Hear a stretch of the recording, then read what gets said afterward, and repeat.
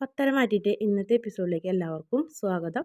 അങ്ങനെ നയനനോട് അവിടെ കിടക്കാൻ പറയും. കട്ടിൽമ കിടന്നില്ലെങ്കിലും കുഴപ്പമില്ല, നീ താഴത്തേക്ക് കിടക്ക്, നിന്നൊന്ന് കാണാലോ, അതിന് വേണ്ടിയിട്ടുണ്ട്. മാത്രമല്ല നിനക്ക് എപ്പോഴും തല കറങ്ങണമെന്നൊന്നും പറയാൻ പറ്റില്ല എന്നോടൊപ്പം ഈ പറഞ്ഞ ആൾക്കും അങ്ങനെ തന്നെയല്ലേ, ശ്വാസമുട്ടൊക്കെ വരില്ലേ എന്ന് പറയും. എന്തായാലും ഞാൻ മുത്തശ്ശനോടും മുത്തശ്ശിയോടും അനുവാദം ചോദിച്ചിട്ട് കിടക്കാം.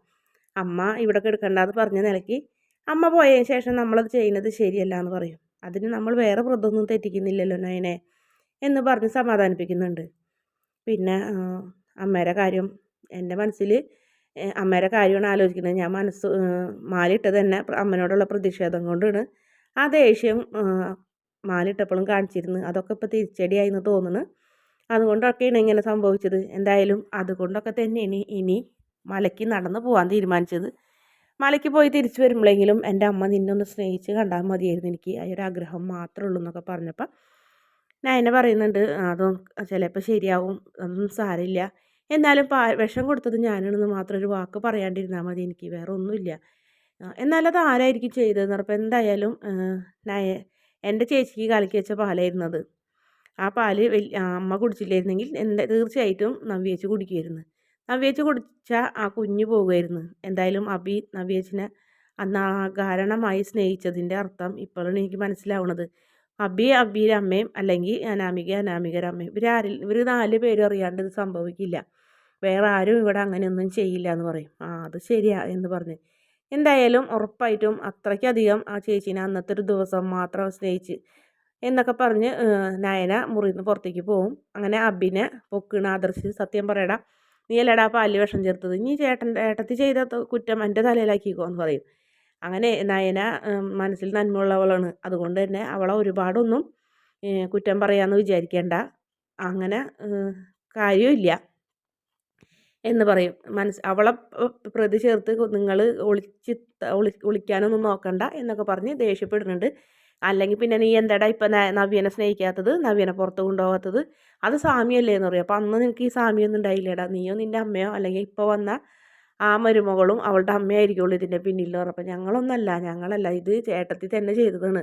അല്ലെങ്കിൽ ഇപ്പോൾ എൻ്റെ ആ പാല് നവ്യ കുടിച്ചാലത്തെ അവസ്ഥയൊന്ന് ആലോചിച്ച് നോക്കി, എൻ്റെ കുഞ്ഞ് പോകൂലേ, എൻ്റെ കുഞ്ഞ് പോണ കാര്യത്തിൽ എനിക്ക് നല്ല വിഷമമുണ്ടെന്നൊക്കെ പറഞ്ഞ് എന്തായാലും ആദർശ് പറയുന്നുണ്ട്, നീയേ ഇതിന് മുന്നേ മലയ്ക്ക് പോകുന്നത് നിനക്ക് ഇഷ്ടമില്ലാത്ത ഒരാളായിരുന്നു, നിൻ്റെ ഇഷ്ടത്തിനൊന്നല്ല നീ മലയ്ക്ക് പോയിരുന്നത്, നീ പല തെറ്റുകളും മാലിട്ടിരിക്കുമ്പോൾ ചെയ്യുന്നത് ഞാൻ കണ്ടിട്ടുണ്ട്, അതുകൊണ്ട് നിന്നെ എനിക്ക് വിശ്വാസമില്ലാത്തതെന്ന് പറഞ്ഞു. എന്തായാലും ഇത് തെളിയും, ദൈവം തെളിയിക്കോടാ എന്നും പറഞ്ഞ് ആദർശ് പോവും.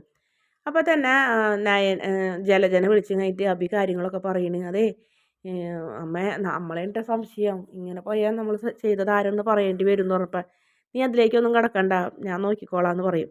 ആ സമയത്ത് ജാനകി വരും. എന്താന്ന് നോക്കി പറയും, അതേ പാലിൽ വിഷം ചേർത്തത് നമ്മളോ അല്ലെങ്കിൽ ചേച്ചിയുടെ മരുമോളോ അല്ലെങ്കിൽ ഞാനോ അബിയാണെന്നാണ് അവർക്ക് സംശയം. അത് അങ്ങനെയൊക്കെ ഉണ്ടാവും, ഇനി പലതും പറയും, അതൊന്നും നീ കാര്യമാക്കണ്ട, അവർ വെള്ളം പൂശാൻ നോക്കണതാണ് ചേട്ടത്തിനെത്തി, അപ്പം നമ്മൾ ഇവിടേക്ക് പോകുന്നതോടുകൂടി അവർക്ക് സുഖമായില്ലേ എന്ന് പറയും. പിന്നെ ഒരു നേഴ്സ് വന്നിട്ട് പറയും ജാനകിയോട് ഈ മരുന്നൊക്കെ മേടിച്ചുകൊണ്ട് വരാൻ പറയും. അങ്ങനെ ജാനകി മരുന്ന് മേടിക്കാൻ പുറത്തേക്ക് പോകും. പിന്നീട് മുത്തശ്ശനെ കാണിക്കുന്നത് മുത്തശ്ശനോടും മുത്തശ്ശിയോടും പറയുന്നുണ്ട്, എന്തായാലും മോളവിടെ കിടന്നോ, തറയിൽ പായ വിരിച്ച് കിടന്നാൽ മതി, ആദർശിന് എന്തെങ്കിലും അസുഖം വരുമോ, 2 പേർക്കും ഇപ്പോൾ എന്താ വയ്യാത്തത് കാരണം പരസ്പരം ഒരാളുള്ളത് നല്ലതാണ്. അല്ലെങ്കിൽ തന്നെ ആദർശിന് ഈ മഞ്ഞുകാലമാകുമ്പോൾ ആദർശിൻ്റെ മുറിയിൽ ഞാനോ മുത്തശ്ശനോ ദേവിയാനിയോ ചെന്ന് കിടക്കാറുണ്ട്, എപ്പോഴാണ് അവന് ശ്വാസം മുട്ട് വരുന്നതെന്ന് പറയാൻ പറ്റില്ല, അതുകൊണ്ട് എന്ന് പറഞ്ഞു. പിന്നെ മോൾക്കും നല്ല തളർച്ചയുണ്ടല്ലോ, ഒരുപാട് ബ്ലഡും കൊടുത്തതല്ലേ, എന്താ കാര്യം, ഒരു കാര്യമില്ല, മോളിന് ബ്ലഡ് കൊടുത്തതെന്ന് അമ്മനോട് പറയാൻ പറ്റാത്തൊരു സാഹചര്യമായിപ്പോയില്ലേ എന്ന് പറഞ്ഞപ്പോൾ അതൊന്നും സാരമില്ല മുത്തശ്ശി, അമ്മ അറിയാൻ വേണ്ടിയിട്ടല്ലല്ലോ ഞാനതൊക്കെ ചെയ്തത്, എനിക്കതിലൊരു വിഷമവും ഇല്ല എന്ന് പറയും. എന്നാൽ മോള് പോയി കിടന്നോന്ന് പറയും, പാവം കുട്ടി എന്നൊക്കെ പറഞ്ഞ് മുത്തശ്ശനും മുത്തശ്ശിയും നയനനെ ഇങ്ങനെ എന്നിട്ട് പറയാം വിഷമിക്കുന്ന രീതിയിലൊക്കെ സംസാരിക്കുന്നുണ്ട് നയനനെക്കുറിച്ച്. പിന്നീട് ജലജനെയും ജാനകിനെയും കാണിക്കുന്നത് ആ സമയത്ത് ജലജയുടെ ഫോണിലേക്ക് വീണ്ടും കോൾ വരും. അബീര എന്താടാന്ന് ചോദിക്കും. അമ്മേ, വല്യമ്മ അവിടെ ഹോസ്പിറ്റലായതിന് ഇവിടെ ആൾക്കാർക്ക് അനുഗ്രഹമായി, നിങ്ങളവിടെ ആക്കിയിട്ടേ ആന്ത്രചേട്ടൻ ഇങ്ങോട്ട് വന്നത് വേറെ ഒന്ന് അയ്യപ്പൻ പാട്ടിനൊന്നല്ല, അവളായിട്ടൊരു മുറിയിൽ കിടക്കാൻ വേണ്ടിയിട്ടാണ്, 2 പേരും ഒന്നിച്ചിട്ട് കിടക്കണേ, നീ പറയുന്ന സത്യമാണോ? അതേ അമ്മ, സത്യമാണെന്ന് പറയും. വേണമെങ്കിൽ അമ്മ ആ വല്യമ്മനെ കൊണ്ട് എങ്ങനെയെങ്കിലും വല്യമ്മനെ അറിയിക്കാൻ മാർഗം ഉണ്ടെങ്കിൽ ഒന്ന് അറിയിക്കുക എന്നൊക്കെ പറയും. ശരി, ഞാൻ അറിയിക്കാമെന്ന് പറയും. അങ്ങനെ ജാനകിയോട് കാര്യങ്ങളൊക്കെ പറയും. ജാനകി അറിയും, ഈ സമയത്ത് ഇപ്പോൾ ഏട്ടത്തിയോട് പറയാൻ പറ്റുമോ, ICUവിലല്ലേ എന്ന് പറഞ്ഞപ്പോൾ ICUവിൽ ഇപ്പോൾ കിടക്കുന്നത് മുറിയില്ലാത്തതുകൊണ്ടല്ലേ, മുറി കിട്ടിയാൽ ഇപ്പോൾ ചേട്ടത്തിനെ മാറ്റും എന്ന് പറയും. അങ്ങനെ പറഞ്ഞിരിക്കുന്ന സമയത്ത് തന്നെ ദേവയാനിയെയും കൊണ്ട് സ്ട്രെച്ചറിൽ നഴ്സുമാർ വരും. എന്നിട്ട് മുറിയിലേക്ക് ആക്കി അവർ പോകും. എന്നിട്ട് പറയും, ഏട്ടത്തി ഒരു കണക്കിന് ഹോസ്പിറ്റലായത് നന്നായി, എന്താ ജലജ അങ്ങനെ പറയണേന്ന് പറയും. അവിടെ ചിലർക്ക് സൗകര്യമായില്ലേ എന്ന് ചോദിക്കും. ആർക്ക് എന്ന് ചോദിക്കും. ഏട്ടത്തിനെ മോനും മരുമോൾക്കും ഏട്ടത്തിനെ ഇവിടെ ഞങ്ങളെ പിടിച്ചാക്കിയിട്ട് അയ്യപ്പൻ പാട്ടിന് പോകണമെന്ന് പറഞ്ഞിട്ട് അവരെ ഒരു മുറിയിൽ താമസിക്കാൻ വേണ്ടിയിട്ടാണ് പോയെന്ന് പറയും. നീ അനാവശ്യമൊന്നും പറയരുത്, നിന്നോട് ഇത് ആര് പറഞ്ഞതെന്ന് പറയും. അതെ, അത് പറഞ്ഞത് എൻ്റെ മോനാണെന്ന് പറയാം. നിൻ്റെ മോൻ നിന്നെ പോലെ തന്നെയാണ്, വായെടുത്താന്നാണോ പറയുന്ന ഒരാളായതുകൊണ്ട് ഞാനതൊന്നും വിശ്വസിക്കില്ല. നീ വെറുതെ നുണയൊന്നും പറയാൻ നിൽക്കണ്ട. എൻ്റെ മോനെ എനിക്കറിയാം, അവൻ അങ്ങനെ ഞാൻ പറഞ്ഞതനുസരിക്കുന്ന ഒരു മോനാണ്. അവളോട് ഇത്തിരി സ്നേഹം ഉണ്ടെങ്കിലും എന്നെ ധിക്കരിച്ച് അവനൊന്നും ചെയ്യില്ല എന്ന് പറയും. അങ്ങനെയാണ് ഏട്ടത്തിൻ്റെ വിശ്വാസം എന്ന് പറയും. ജാനകിയും പറയും, അതേ ഏട്ടത്തി, അവർ രണ്ടുപേരും ഒന്നിച്ചിന് കിടക്കുന്നത് തന്നെ. എന്തായാലും ഇനിയിപ്പോൾ ചേട്ടത്തി ചെല്ലുന്നിട്ട് അവളെ അടിച്ച് പുറത്താക്കാനുള്ളൊരു അവസരമൊന്നും ഉണ്ടാവില്ല. അതിന് മുന്നേ തന്നെ അവളവിടെ പറ്റിക്കൂടേണ്ട എല്ലാ പരിപാടികളും അവളവിടെ ഒപ്പിക്കും എന്നൊക്കെ പറഞ്ഞപ്പോൾ, നീ എന്നാൽ ആ ഫോൺ അങ്ങ് എടുത്തുകാന്ന് പറയും. ഇനിയിപ്പോൾ ഇതൊന്നും ചോദിക്കാൻ നിൽക്കണ്ട ഏട്ടത്തി എന്ന് ജാനകി പറയും. അല്ലെങ്കിൽ തന്നെ ഞങ്ങൾ ചൂട് പിടിപ്പിച്ചിട്ടുണ്ട് ചേട്ടത്തി ഇതൊക്കെ പറയണേന്ന് അവർ പറയും. അവിടെ നടക്കുന്ന കാര്യങ്ങളൊക്കെ ആര് ഇവിടേക്ക് വിളിച്ച് പറഞ്ഞതെന്ന് ചോദിച്ചു, അതും ഒരു പ്രശ്നമാവും എന്ന് പറഞ്ഞപ്പോൾ, അല്ല ഈ ജാനകി അപ്പോൾ ദേവയാനി പറയുന്നുണ്ട്, ഇവളും ഭർത്താവോ ഇവളും ഇവളെ മോനും പറയുന്നത് വിശ്വസിക്കാൻ പറ്റില്ല, അതുകൊണ്ടാണെന്ന് പറയും. ഇതേ സമയം തന്നെ നയനനെ ആദർശിനെ കാണിക്കുന്നത്. രണ്ടുപേരും മുത്തശ്ശനും മുറിയിൽ കിടന്നോളാൻ അനുവാദം കൊടുത്തപ്പോൾ നയന തറയിൽ പായൊക്കെ വിരിച്ചു കഴിഞ്ഞിട്ട് കിടക്കണ്. എന്നിട്ട് ഉറക്കം വരുന്നില്ലേന്ന് ചോദിക്കും. ഇല്ല, ഉറക്കം വരുന്നില്ല, ഒരുപാട് നാളായി, കുറേ ദിവസമായിട്ട് നിന്നെ കാണാത്ത പോലെ. ഇനി എന്തായാലും നിന്നെ നമ്മുടെ വിവാഹത്തിന് കുറച്ച് ദിവസം മുന്നാണ് ഞാൻ ലാസ്റ്റ് മലയ്ക്ക് പോയെന്ന് പറയും.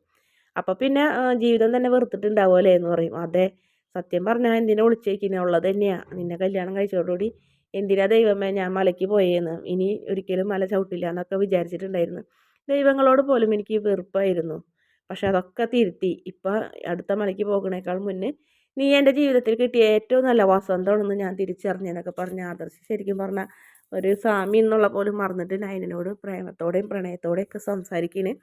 അപ്പോൾ നയന പറയുന്നുണ്ട്, അതൊന്നും ഇങ്ങനെയൊന്നും സംസാരിക്കാൻ പാടില്ല എന്ന് പറഞ്ഞപ്പോൾ, ഞാൻ സംസാരിക്കും മാത്രമല്ലേ ഉള്ളൂ. എന്തായാലും വിവാഹം കഴിഞ്ഞ 5-6 കൊല്ലത്തിനുള്ളിൽ ദാമ്പത്യ ജീവിതം മടുക്കുന്നൊരു കാലഘട്ടത്തിലൂടെയാണ് നമ്മൾ പോകുന്നത്.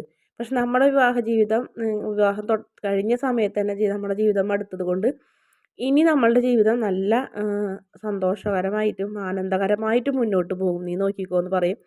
അതേസമയം തന്നെ പെട്ടെന്ന് ഫോൺ വരും. ഈ സമയത്ത് ആരാന്ന് പറയും. അമ്മയാണല്ലോ എന്ന് പറയും.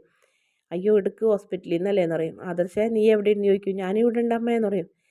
എന്താ അമ്മ വിളിച്ചത്? അമ്മനെ ICU റൂമിലേക്ക് മാറ്റിയോന്ന് ചോദിക്കും. ഞാൻ നിന്നോട് ചോദിച്ചതിന് മറുപടി പറയും. നീ എവിടെയെന്ന് ചോദിക്കുമ്പോൾ ഞാൻ നമ്മളെ വീട്ടിൽ എൻ്റെ റൂമിൽ, നിൻ്റെ അടുത്ത് ആരുണ്ടെന്ന് ചോദിക്കും. അത് ആദർശം ഒന്നും മിണ്ടില്ല. റൂമിൽ ആരും ഇല്ലെങ്കിൽ പറയാൻ എന്താണ് അത്ര താമസം, നിൻ്റെ അടുത്ത് ആരുണ്ടെന്ന് ചോദിക്കേ. പറയും, അത് തണുപ്പ് കാരണം കൊണ്ട് എനിക്ക് ശ്വാസം മുട്ട് വരുന്ന കാരണം നയനോട് ഇവിടെ കിടന്നോളാൻ മുത്തശ്ശനും മുത്തശ്ശിയും പറഞ്ഞതെന്ന് പറയും.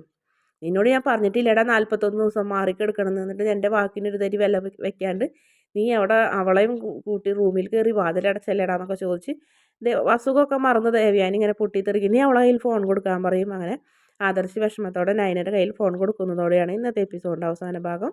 വീഡിയോ ഇഷ്ടപ്പെടുകയാണെങ്കിൽ ചാനൽ ഒന്ന് സബ്സ്ക്രൈബ് ചെയ്ത് സപ്പോർട്ട് ചെയ്യണേ.